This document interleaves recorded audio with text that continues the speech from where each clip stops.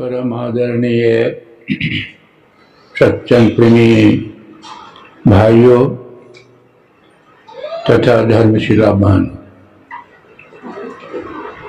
आपको ये विदित हो गया होगा कि संतों का विचार सुनाने के उद्देश्य से यह आयोजन हुआ है। आप जानते हैं कि जैसे का लोग विचार सुनते हैं वैसा बनते हैं। डॉक्टर का विचार सुनते सुनते डॉक्टर बन जाते, इंजीनियर का विचार सुनते सुनते इंजीनियर बन जाते। जैसे का विचार सुनेंगे वैसा बन जाएंगे। तो संतों का विचार सुनेंगे क्या बनेंगे? संत बनेंगे। संत बनने का मतलब ये नहीं समझिएगा कुछ वेशभूषा बदल गया संत बन गए। नहीं, वेश से कोई ताल्लुक नहीं है। वेश से कोई ताल्लुक नहीं है। वेश कैसा भी रहे, पर जिसके ऊँचे ख्याल है, दीन बाहर से दिखे भीतर से मालो माल है। कोई कहता भिक्षु, कोई कहे कंगाल है, और गुदड़ी पहने वह गुदड़ी का लाल है। हम लोगों के वेश में भी हुए हैं, आप लोगों के वेश में भी हुए। गुरु महाराज ने चंद शब्दों में संत की परिभाषा दिए। शांति स्थिरता व निश्चलता को कहते हैं। शांति को जो प्राप्त कर लिया वो संत, सीधी बात। कौन ऐसा संसार में प्राणी है जो शांति नहीं चाहता, अमन चैन नहीं चाहता, सुख नहीं चाहता? संसार में सिर्फ मनुष्य की बात छोड़ दीजिए, संसार में जितने प्राणी हैं सभी चाहते हैं कि जीवन जो है सुख में बीते, किसी तरह जीवन में दुख नहीं हो। ये सभी चाहते हैं। तो शांति को जो प्राप्त किया है वो संत, जो नहीं किया है वह असंत, सीधी बात। तो संत जो है कुछ संप्रदाय मजहब की बात नहीं करते। यूँ तो संसार में 300 संप्रदाय है। 300 एक संप्रदाय दूसरे संप्रदाय के खिलाफ निंदा शिकायत। आप देख लीजिए, यह संप्रदाय के नाम से जितनी लड़ाइयाँ हुई है विश्व में, उतनी और किसी नाम से नहीं हुई। अभी आप संसार में देखिए, आप सुनते होंगे, विचार कीजिए, विवेकशील प्राणी को विचार करना चाहिए। ये जो है संसार में परमात्मा जो सृष्टि किए हैं, सृष्टि में इतनी विभिन्नताएं, इतना जो है कलह अशांति, ये कारण क्या है? परमात्मा जो है ये मनुष्य को बनाए हैं तो खाली भारत के मनुष्य को बनाए कि सारे संसार के मनुष्य को बनाए? सृष्टिकर्ता जो है सारे सृष्टि के रचना करने वाले वही है। फिर ये जाति पाति मजहब संप्रदाय किसने बनाया? परमात्मा बनाने आए थे? नहीं नहीं, ये मनुष्य के मस्तिष्क का फतूर है। ये राजनीति, धर्म में राजनीति जब आती है तो धर्म विकृत हो जाता है। राजनीति में जब धर्म का प्रवेश होता है तो राजनीति पवित्र हो जाती है। तो जितने भी संत हुए, चाहे अपने देश के चाहे और अन्य देश के, सबों का विचार आप गौर से उसके अध्ययन करेंगे तो समझ में बात आएगी। ये सभी ने एक ही बात कही है, एक ही बात कही है। आप सबसे प्राचीन ग्रंथ अपना देख लीजिए, वेद है सबसे प्राचीन ग्रंथ। सभी मजहब वाले मानते हैं इस बात को, सभी मजहब वाले मानते हैं। वेद 50,000 वर्ष पुराना है। 50,000। तो वेद में क्या लिखा है? और उसी के वेद का ही अनुवाद जो है परवर्ती संतों ने अपने अपने भाषा में किया है। आप देखिए, वेद में कहा कि एको हम द्वितीयो नास्ति।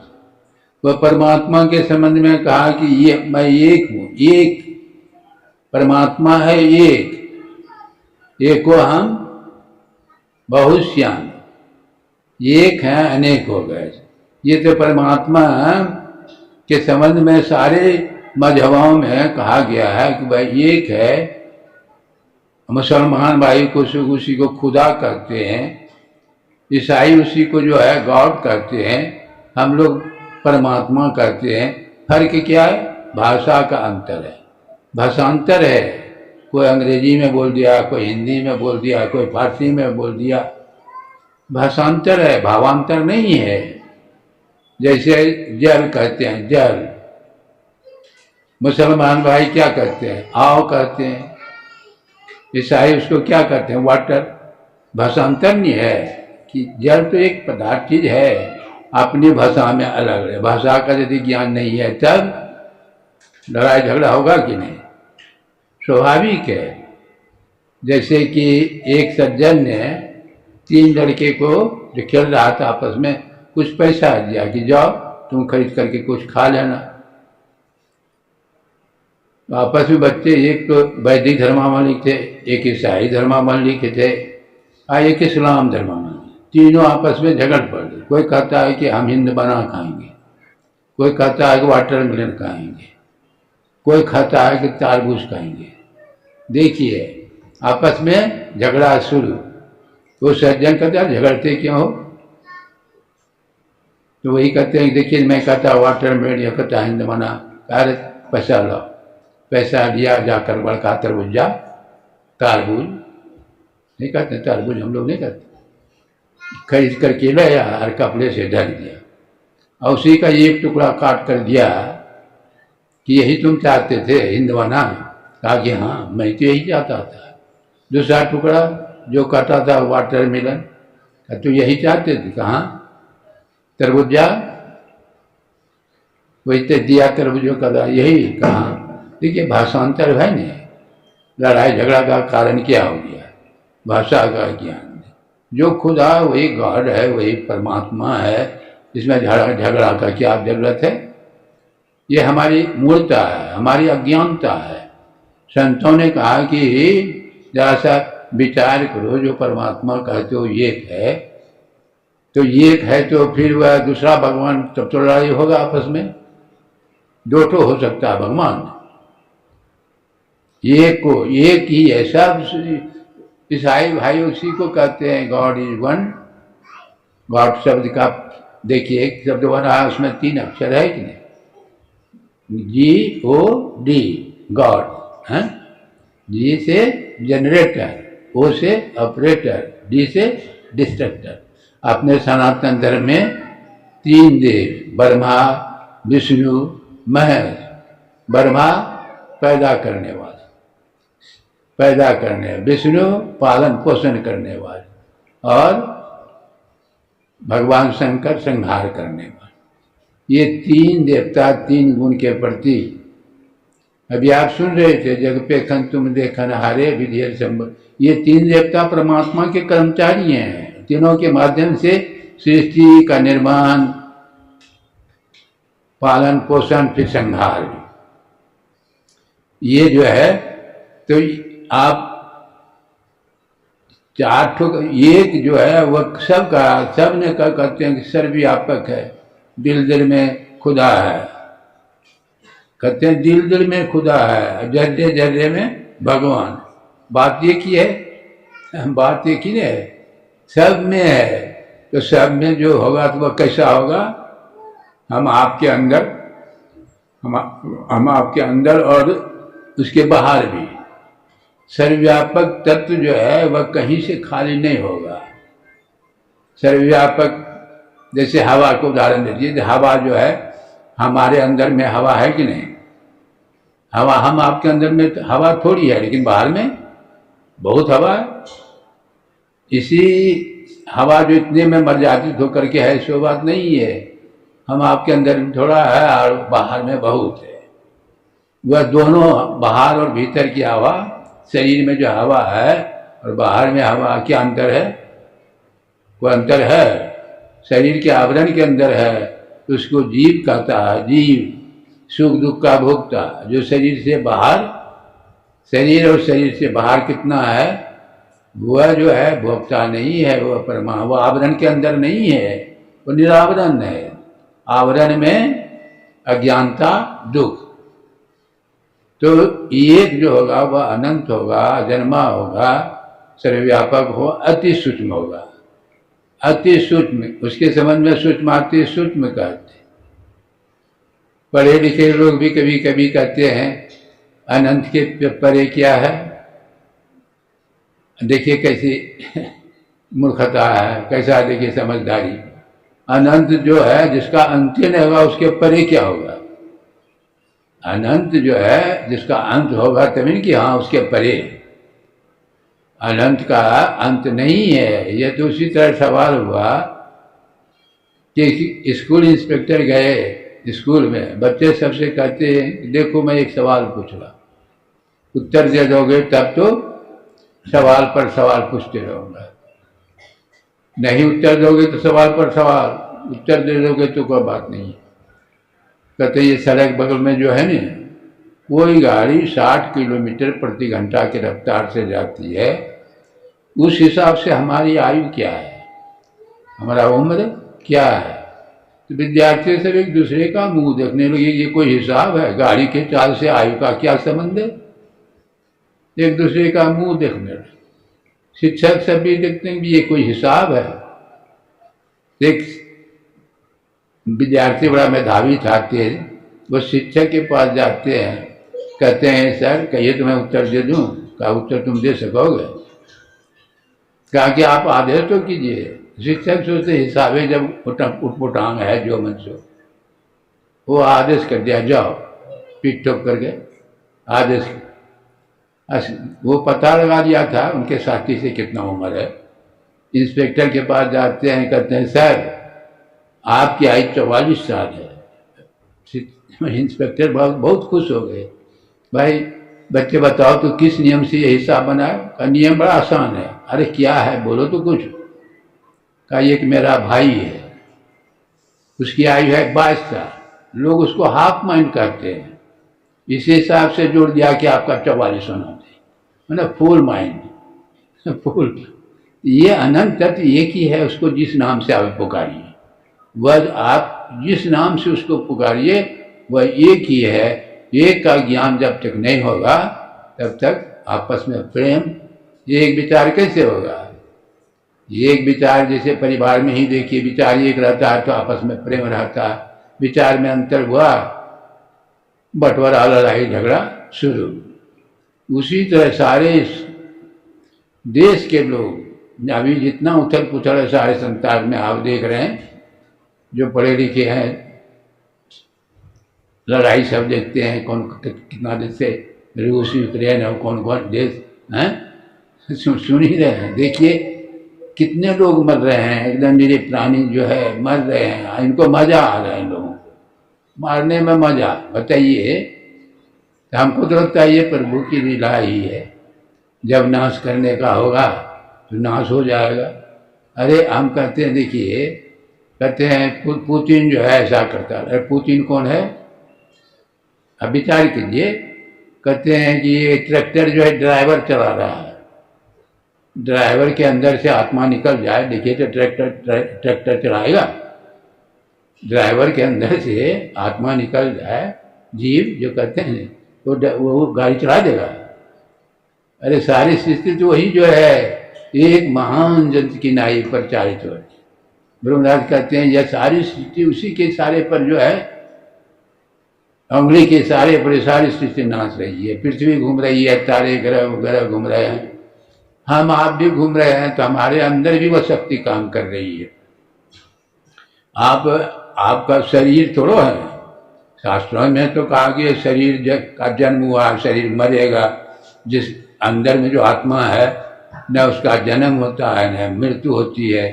शरीर में आ गए, शरीर बच्चा धीरे धीरे शरीर का विकास हो रहा है, तो बच्चा में भी वही आत्मा, जवान में भी वही आत्मा, बुढ़ापे में भी वही आत्मा, उसमें परिवर्तन नहीं हो रहा, शरीर में परिवर्तन।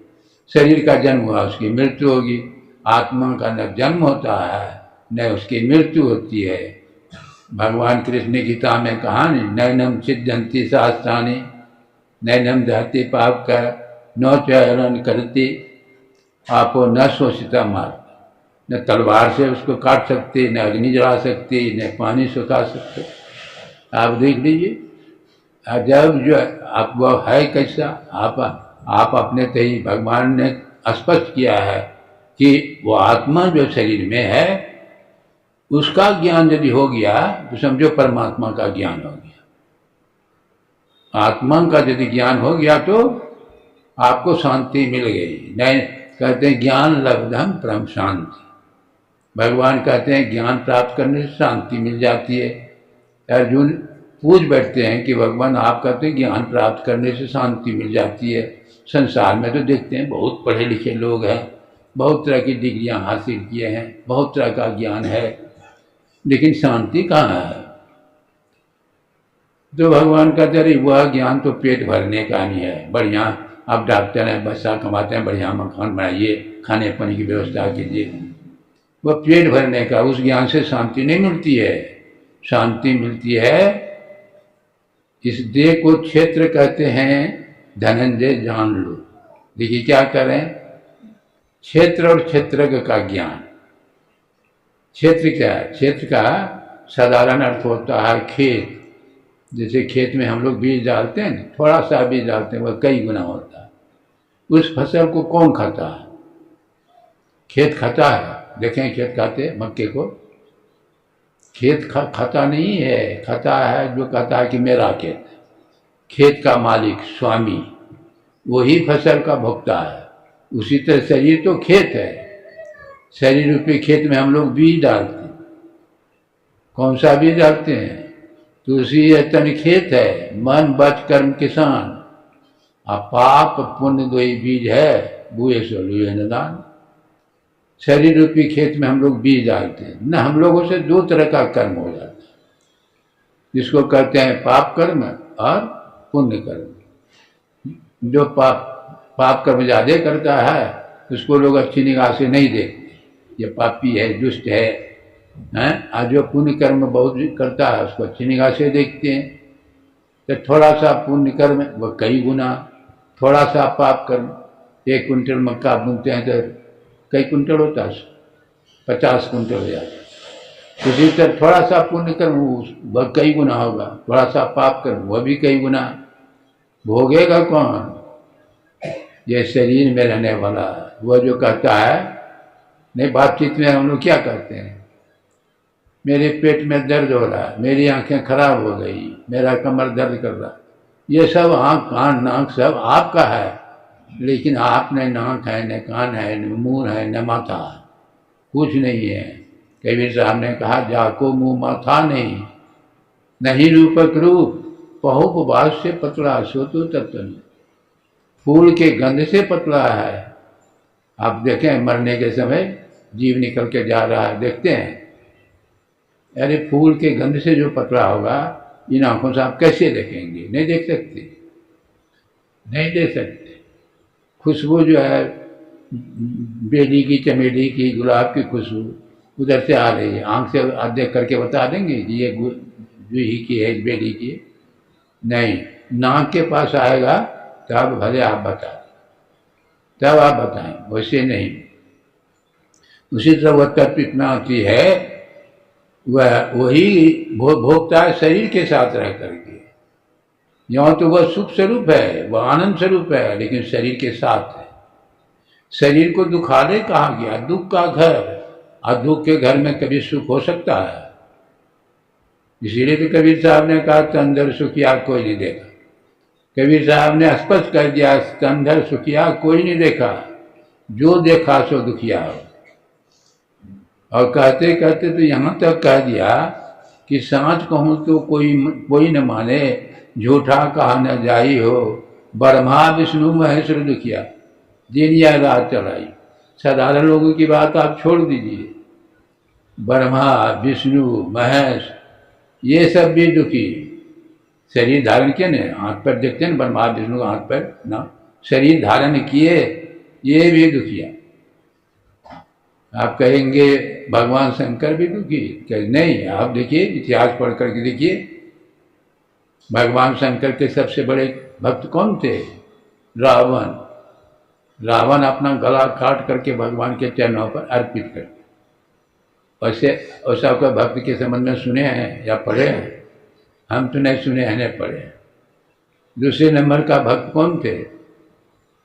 भस्मासुर। वो भी उच्च दर्जे का भक्त। भगवान शंकर जब खुश हो गए, कहते हैं मांगो, क्या मांगते हो, वरदान मांगो। भस्मासुर राक्षस थे, अब भगवान खुश हो गए तो क्या मांगना चाहिए? आप जाइए राष्ट्रपति के पास, वह आप पर बड़ा प्रसन्न हो जाए, कहे कि जो मांगोगे देने के लिए तैयार है। तो क्या मांगिएगा? 2-4 लाख रुपया दीजिए, क्या मांगिएगा उस हड़बड़ा करके? अरे ऐसा मांगिए कि दुख जो है बड़ा सब खत्म हो जाए। तो भस्मासुर राक्षस किसको कहा? सुर और असुर। राक्षस उसे कहते हैं जो दूसरों को दुख देता है, दूसरों को कष्ट पहुंचाता है, उसी को असुर कहा जाता है। और जो दूसरों को सुख पहुंचाता है उसी को सुर कहा जाता है। सीधी बात। भगवान क्या मांगते हैं थी भगवान से? जिसके माथे पर हाथ रखूं वो जल करके भस्म हो जाए। देखिए असुर की बुद्धि, दूसरे को जलाने का, दूसरे को दुख देने का, आसुरी बुद्धि। भगवान शंकर को कहते हैं अभरदानी, वो दे दिए वरदान एवं। जब वरदान दे दिए तब उसकी दृष्टि पार्वती पर पड़ती है। ये पार्वती किस तरह हमारी हो जाए, देखिए असुर की बुद्धि कैसी। भगवान की अर्धांगिनी पार्वती किस तरह हमारी हो जाए। तो भगवान शंकर के रहते तो नहीं हो सकती, भगवान शंकर को पहले भस्म कर देते हैं। वरदान तो दे दिया नहीं, भगवान शंकर के माथे पर हाथ फेरने के लिए चला। अब भगवान शंकर भाग रहे हैं, भगवान भाग रहे हैं, ये पीछा कर रहा है। भगवान विष्णु देखते हैं बड़ा गड़बड़ हुआ, भगवान शंकर को ही भस्म करने चला। तो भगवान विष्णु पार्वती का रूप धारण करके प्रकट हो जाए। तो भस्मासुर शंकर भगवान को छोड़कर अब इनके पीछे आगे पीछे लगते, उनको तो पार्वती चाहिए नहीं। तो ये भगवान विष्णु जो पार्वती रूप में ये क्या कहती है कि मैं तुम्हारी हो जाऊंगी। भगवान शंकर बराबर तांडव नृत्य दिखाते, कोई तांडव नृत्य दिखाइए। का तांडव नृत्य कैसा होता है? का एक हाथ कमर पर रखो, एक हाथ माथे पर। भगवान शंकर का देखे होंगे नहीं जब फोटो में तांडव नृत्य। तो ये जो है भस्मासुर, एक हाथ अपना कमर पर रखा, दूसरा जैसे माथे पर रखा, जल के भस्म, जल करके भस्म। मतलब कहने का इस सब को तंदर सुखिया कोई नहीं देता। करना क्या है? वो आत्मा जो शरीर में है और परमात्मा, अंतर क्या है? हम तो अंतर भी बता दिए थे ना। आत्मा परम कब, जब शरीर के साथ है उसको जीवात्मा कहते हैं। सारे शरीर के लपेटों से बाहर हो गया उसी को परम आत्मा कहते हैं। परम आत्मा परमात्मा कोई व्यक्ति का नाम नहीं है कि हम उसके जाइएगा दर्शन करें। भगवान कभी कभी अवतार लेते हैं। भगवान राम जो है अवतार लिए, कौन? जो सब में रमन कर रहा है वही भगत हेतु भगवान प्रभु। राम धरहि तनुभु, देखिए शरीर धारण कर रहे हैं। किए चरित पावन परम प्राकृत नरण रूप, यथा अनेकन बेजरी नृत्य करहे नट कोई, सोई सोई भाव दिखावे आपन होय न सोई। देखिए स्पष्ट करिए कि जैसे बहुरूपिया बहुत तरह का रूप धारण करते हैं। आप समाज में घूमते घूमते देखे होंगे, कभी सिपाही, कभी काली, कभी कुछ रूप धारण करके मांगते फिरते हैं। तो जो रूप धारते हैं वही हो जाता है। जो सर्वशक्तिमान सकता है कोई रूप धारण कर लिया तो वही हो गया, सो बात नहीं है। जैसे आप कपड़ा पहन लिए, आप जो है कपड़ा पहन लिए तो आप कपड़ा हो गए? नहीं, आप कपड़ा नहीं है, पहनने वाला अलग और कपड़ा अलग। उसी तरह परमात्मा जिन्होंने शरीर धारण वो अलग ही है, वही असल है। ये तो शरीर जो धारण किया ये नकली। शरीर के संबंध में भगवान राम भगवाने रहते होते तो क्या किसका ध्यान करते थे? वो भी ध्यान करते थे। भगवान कृष्ण भगवाने होते तो ध्यान किसका करते? वो आत्मरूप का, वो शरीर का नहीं। शरीर भगवान नहीं है। भगवान ने खुद कहा वो गोचर जहाँ लगी मन जाई सो सब माया जानो। कहते हैं इंद्रियों के ज्ञान में जहाँ तक जो आता है सब माया है, वो असल है, असल रूप नहीं है, माया रूप है। माया रूप से परम कल्याण नहीं होता। दशरथ जी महाराज तो भगवान राम के पिता थे कि नहीं? पिता थे। क्या भगवान राम का दर्शन नहीं किए होंगे? गोद में नहीं खिलाए होंगे? लेकिन देखिए मर करके कहाँ चले गए? राम राम कही राम कही, राम राम कही राम, तन पर यह रघुवर बिरिया राहु गए सुरधाम। अब स्वर्ग गए। जिस स्वर्ग की भगवान निंदा करते हैं, स्वर्ग हम स्वल्प अंध दुर्दायी। स्वर्ग में जाने वाला जब तक पुण्य की पूंजी रहती है तभी तक स्वर्ग में है, उस पूंजी समाप्त। सोई देव स्वर्ग से नरक में, नरक में भरमे चारों खान भरमन कर। पर हम आप तो मंदिर में जाकर भगवान की मूर्ति का दर्शन करके कहते हैं कि हम तो भगवान का दर्शन करके आ गए, कहते हैं नहीं। आप देख दफे दर्शन करने के बाद भगवान का यदि दर्शन हो जाता है तो फिर दोबारा जरूरत पड़ता है भगवान का दर्शन करने का? एक दफे हो गया अब पर कल्याण हो गया? नहीं। अरे मंदिर मंदिर मूर्त देखी, कभी नहीं देखी सूरत देखी।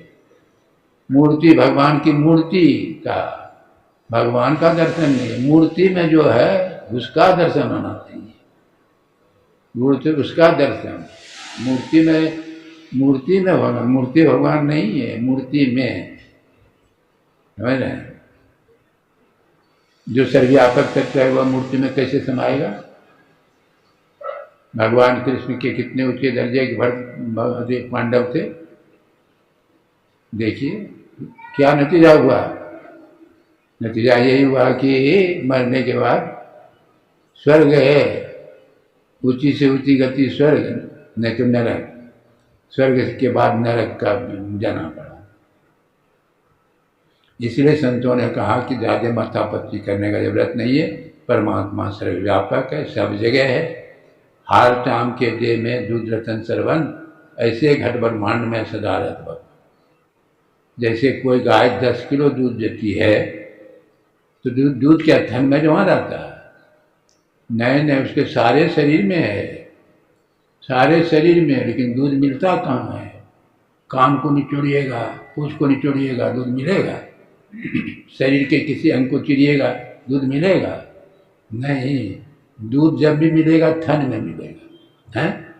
देखिए थने में मिलता है। उसी तरह परमात्मा सर्वव्यापक है, सब जगह है, उसका दर्शन सब जगह नहीं होता। जब भी दर्शन होगा इस शरीर में। शरीर साधारण हम आपका है, साधारण नहीं है, ये परमात्मा का बनाया हुआ मंदिर है। ये बाहर में तो हम आप मंदिर बनाए हैं, भगवान की मूर्ति को स्थापित किए हैं, लेकिन यह शरीर हम आप बनाए हैं, ये परमात्मा का बनाया हुआ मंदिर। असली मंदिर यही है, और बाहर में जो मंदिर है तो वो नकली मंदिर है। एक फकीर ने कहा, नकली मंदिर मस्जिदों में जाए सद अफसोस है, कुदरती मस्जिद है साकिन दुख उठाने। मंदिर तोड़ना, मस्जिद तोड़ना, यह तो काम मजाकी है। दिल किसी का नहीं तोड़ना, यह घर खास खुदा की है। मंदिर में जो मूर्ति पड़ी है, मस्जिद साफ सफाई है। दिल दरगाह के अंदर देखो, इसमें नूर खुदा की। अब देखिए, जीव भी शरीर के अंदर, परमात्मा भी शरीर के अंदर। एक वृक्ष पर 2 पक्षी साख भाव से थे रहते, एक फलों को थे खाते, एक बिना खाए हंसते।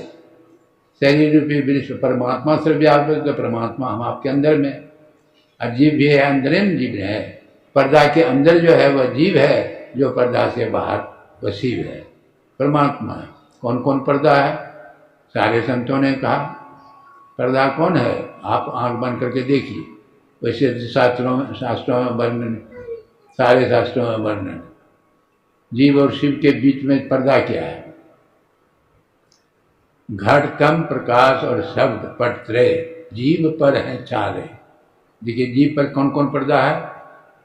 आप जो है शास्त्रों में लिखा है या संतों की संत कहते हैं, मान लो सो बात, आप अपने से ही देख लीजिए। आंख बंद करते हैं, क्या दिखाई पड़ता है? आंख बंद करने के बाद देख ली, सब अंधकार दिखाई पड़ता है। वेद भगवान क्या कहते हैं? तमसो मां ज्योतिर्गम्य, मृत्यो मां अमृतगम्य, असत्यो मां सदगम्य। एक तरफ अंधकार है, दूसरे तरफ प्रकाश है। एक तरफ असत्य है, दूसरे तरफ सत्य है। एक तरफ मृत्यु है, दूसरे तरफ अमृत है। जिधर अंधकार है उधर मृत्यु है, उधर असत्य है, और जिधर प्रकाश है उधर सत्य है, उधर अमृत है। दो ही तरफ है।